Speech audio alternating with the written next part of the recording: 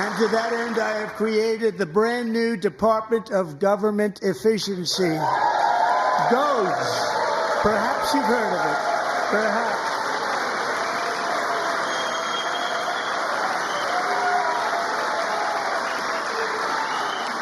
Which is headed by Elon Musk, who is in the gallery tonight.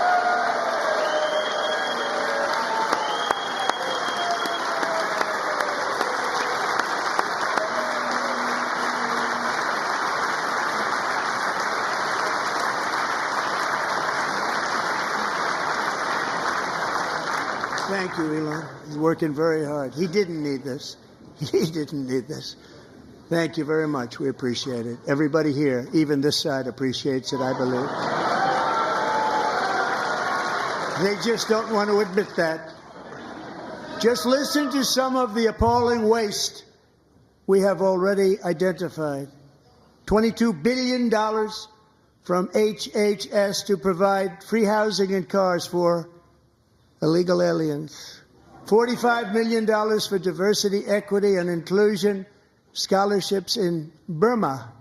$40 million to improve the social and economic inclusion of sedentary migrants. Nobody knows what that is. $8 million to promote LGBTQI+ in the African nation of Lesotho, which nobody has ever heard of. $60 million for indigenous peoples and Afro-Colombian empowerment in Central America. $60 million. $8 million for making mice transgender. This is real. $32 million for a left-wing propaganda operation in Moldova. $10 million for male circumcision in Mozambique. $20 million for the Arab Sesame Street in the Middle East. It's a program. $20 million for a program. $1.9 billion to recently created Decarbonization of Homes Committee, headed up, and we know she's involved. Just at the last moment, the money was passed over by a woman named Stacey Abrams. Have you ever heard of her? A $3.5 million consulting contract for lavish fish monitoring. $1.5 million for voter confidence in Liberia. $14 million for social cohesion in Mali. $59 million for illegal alien hotel rooms in New York City. He's a real estate developer. He's done very well. $250,000 to increase vegan local climate action innovation in Zambia. $42 million for social and behavior change in Uganda. $14 million for improving public procurement in Serbia. $47 million for improving learning outcomes in Asia. Asia's doing very well with learning. You know what we're doing. We should use it ourselves. And $101 million for DEI contracts at the Department of Education. The most ever paid, nothing even like it. Under the Trump administration, all of these scams, and they're far worse, but I didn't think it was appropriate to talk about them. They're so bad. Many more have been found out and exposed and swiftly terminated by a group of very intelligent, mostly young people, headed up by Elon, and we appreciate it. We found hundreds of billions of dollars of fraud.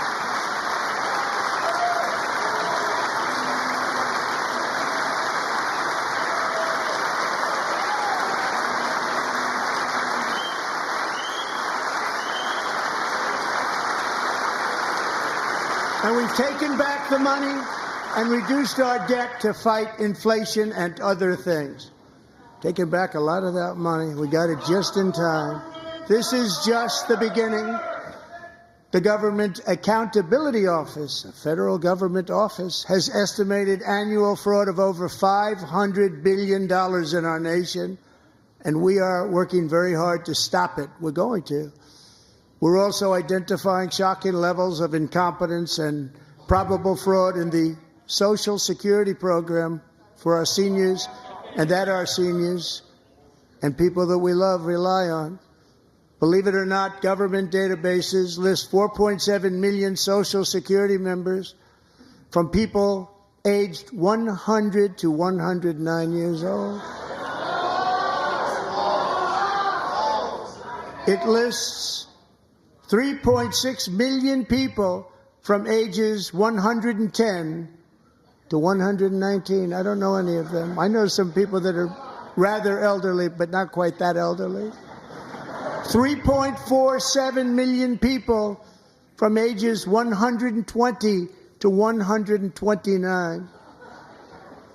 3.9 million people from ages 130 to 139.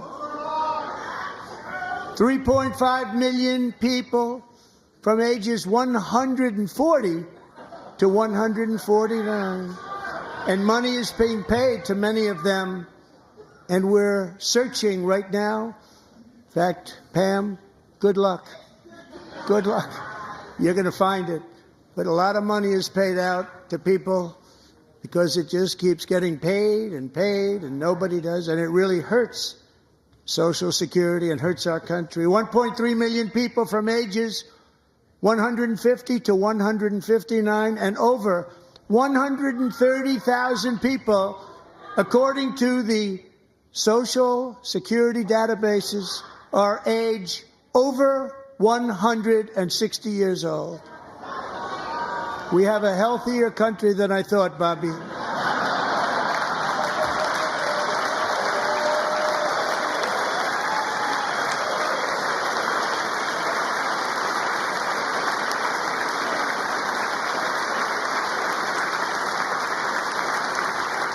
Including, to finish, 1,039 people between the ages of 220 and 229, one person between the age of 240 and 249, and one person is listed at 360 years of age. More than 100 years older than our country. But we're going to find out where that money's going, and it's not going to be pretty. By slashing all of the fraud, waste, and theft we can find, we will defeat inflation, bring down mortgage rates, lower car payments and grocery prices, protect our seniors, and put more money in the pockets of American families.